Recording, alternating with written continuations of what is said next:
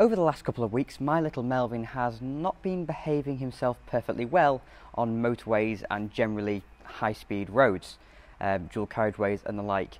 Anything at high speed for more than about 5 minutes. So I'm taking the opportunity to fit this, which, if you hadn't already guessed, is a new radiator. Well, not a new radiator, but new radiators aren't available. So this is one that somebody had lying around in a garage and sold me it for, I can't remember how much, I think it was 35 quid or something.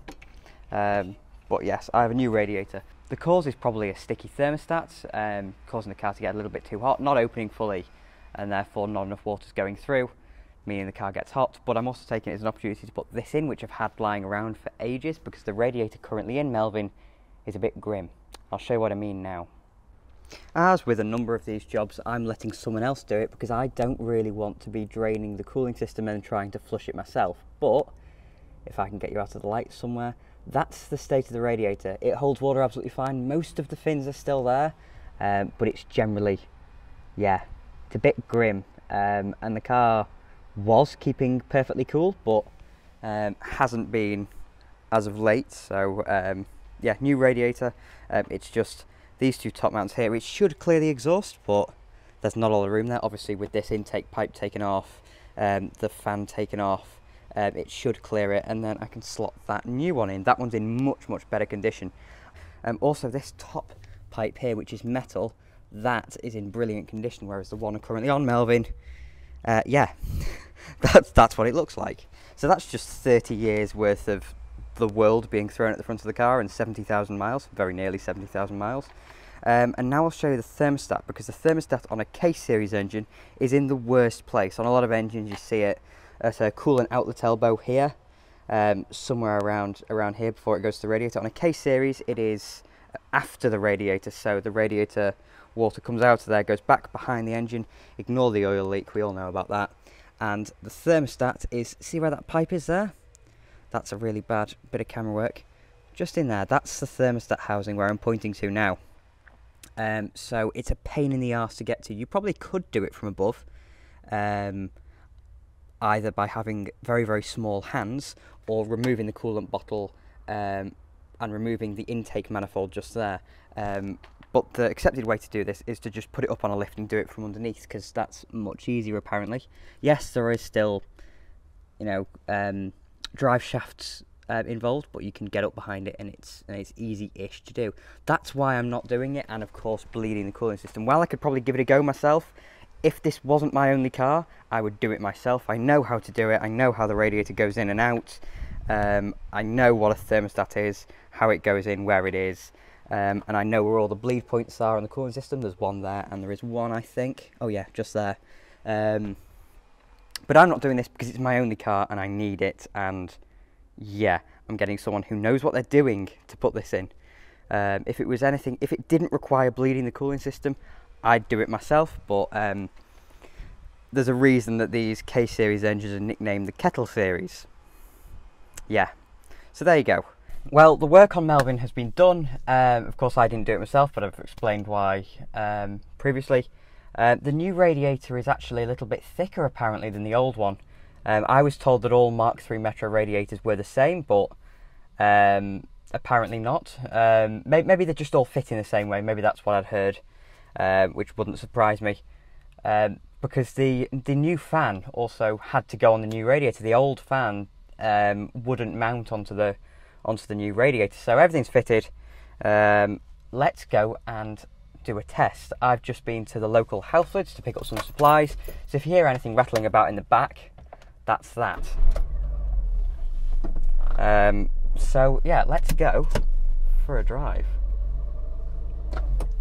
once all the cars go past.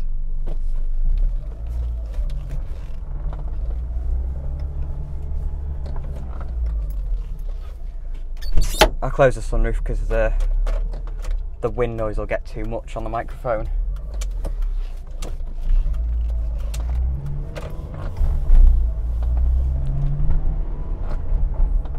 Right, so the car is slightly warm already, but the problem area really was motorways. And the temperature was getting really quite high. Not scary high. I've got an infrared thermometer that I can point at different parts of the cooling system to make sure it's not getting too hot. But I'll put a picture now of where the temperature gauge was getting to. Yeah, that's pretty high. Again, it's not too high, it's not dangerously high, but it is high. So yeah, hopefully this will have made the difference. I can already see just from the driving that I've done to get here that the temperature is lower, which is probably the result of both a new radiator and I have a sneaking suspicion that the new thermostat is actually colder than the old one. So maybe the old one was an 88, this one's an 82, which is only a good thing because the K-Series engine, the thermostat's in a weird place. The thermostat is actually after the radiator on the back of the engine, which means that the engine warms up quicker, yes, but the thermostat doesn't react to the engine getting as hot as quickly. So yeah, let's go and find a motorway. I'm not going to go directly to a motorway, I'm going to go and find some nice fun roads so you lot can see what Melvin's like. Because I love this little car, and a few people have asked for point of view Melvin drives, so I'm sure this counts as that. So yeah, this is an issue, but you know, even when I bought the car I knew that the radiator was knackered anyway, but it has lasted another 3 years before I changed it. But wanting to change the thermostat, I thought it would be good to change the radiator at the same time. It just makes sense to do it all in one go. You know, if the coolant is being drained, I might as well shove the new radiator in as well. It makes perfect sense to do that. So here we are. It's quite a warm day today, so I am quite warm in here. I don't have the fan on because I don't want to introduce any unwanted noise into the recording. I just want you to be able to hear me and Melvin's engine. I've got the sunroof closed and all that kind of stuff, but even though it's going quite grey, it is nice and warm today. So yeah, once we get to national speed limit, then I'll open Melvin up a little bit and we'll have some fun. But yeah, we've just clocked over 70,000 miles, so that's now 14,000 miles since I bought Melvin, and he's been fantastic, and I would not swap him for anything. These roads aren't great, but of course, as I said before, there is some rattling in the back from the things I've bought. Now, national speed limit.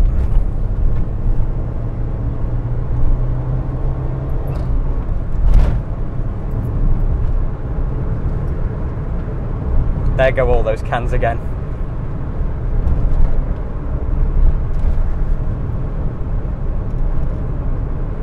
But at this kind of speed, Melvin just does relax into a cruise, really. You know, it's only got a 4-speed gearbox. The engine revs quite high, you know, when you're at high speeds. But because the K-Series is so smooth, especially in 8-valve form, it doesn't really matter. And this MG steering wheel makes a hell of a difference just in the way the car feels to drive. It just feels much nicer.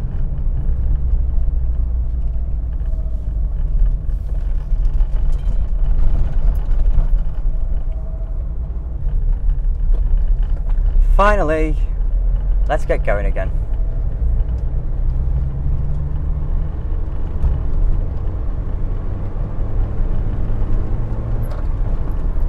Right, we've got to what seems to be the operating temperature on normal roads now, which is just below halfway on the gauge, which is a little bit lower than it was beforehand, but that's why I think it might have a slightly cooler thermostat in. Of course, the new radiator will be more efficient, but I think, well, the thermostat should regulate that, so they'll both be working in conjunction, but the temperature should be the same, so I think the thermostat might be a little bit cooler. But of course, that thermostat was broken, so you know, the only way we're actually going to be able to find out whether the car is better or not is by going to a motorway.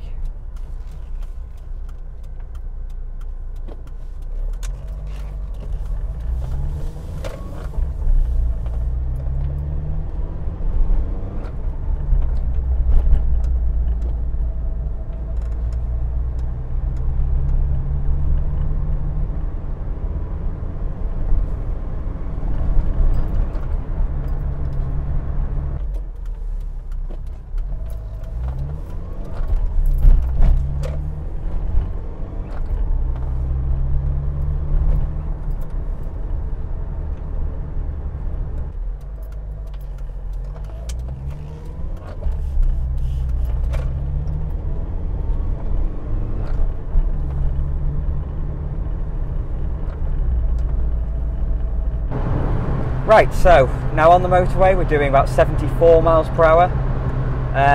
Melvin is perfectly fine at these speeds usually, but again, this is where it was starting to get hot for the last couple of weeks. So the temperature, if anything, has actually gone down slightly since we got on. It's now sat quite a bit under halfway, but that's all good. And once we get to the end of this motorway, I think we'll consider that successful if it stays as it is.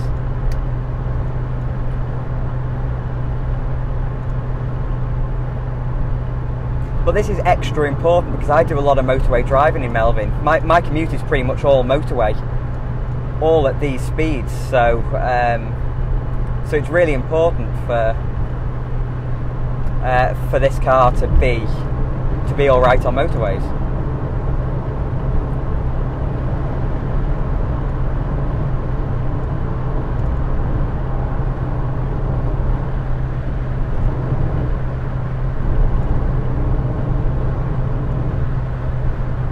It's a Lotus Elan M100. How cool is that? That's fantastic.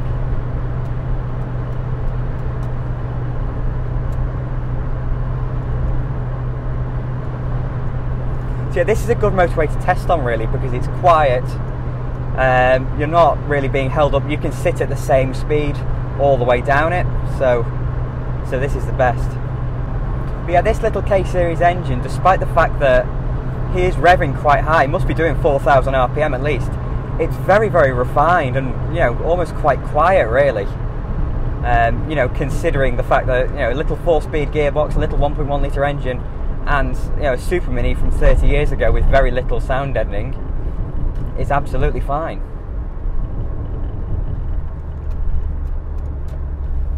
So yeah, we're off the motorway now, and that temperature is absolutely perfect. You probably can't see it now because of the steering wheel, but the temperature is as it should be, if not even slightly lower, which is fantastic.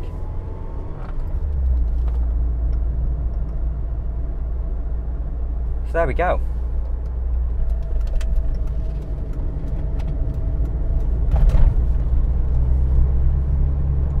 So again, come off the motorway, when the car's slowing down, absolutely fine, everything under control. So I think this is a success. There's something really satisfying about a nice analog indicator click from a proper relay down here. I don't know what it is, and I know I'm a bit weird, but there's something really satisfying about it.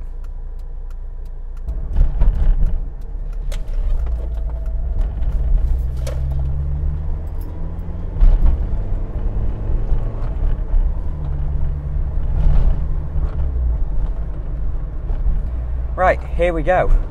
One of my favourite roads. We might catch traffic, but if we do, oh well.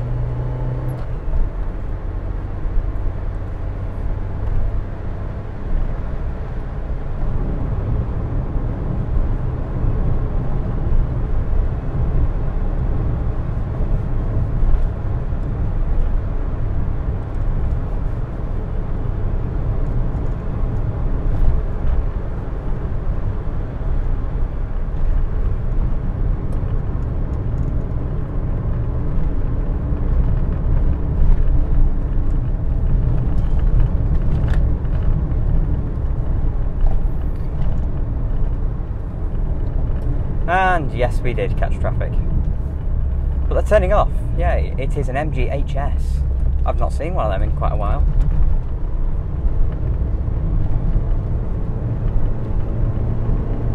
Up the big hill. Come on, Melvin.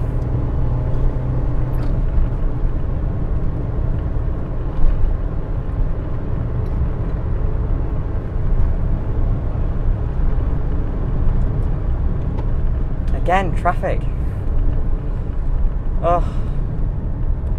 Well, this has been thoroughly disappointing because we just seem to be caught behind people who won't drive more than 35 miles per hour at the moment. This is a 60 limit, and it's a very fun road, but not right now, it's not.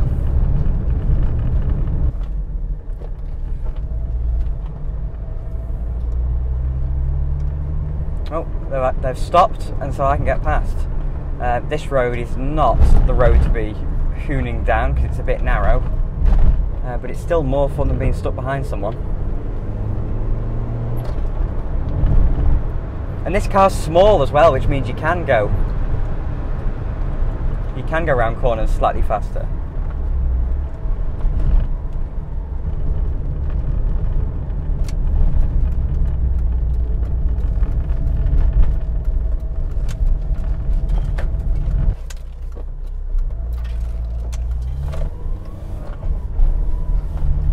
Right, we might actually now be able to get some bit of a decent drive and maybe some decent audio as well of Melvin's little K-Series.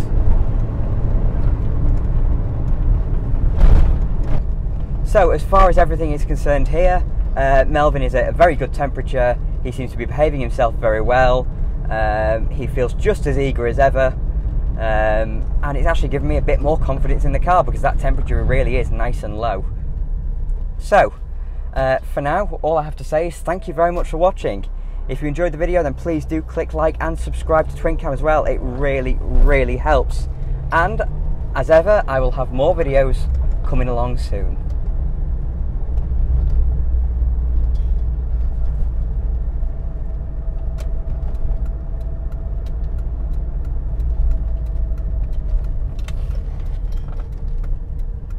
There seems to be a van in the middle of the road. I've got no idea.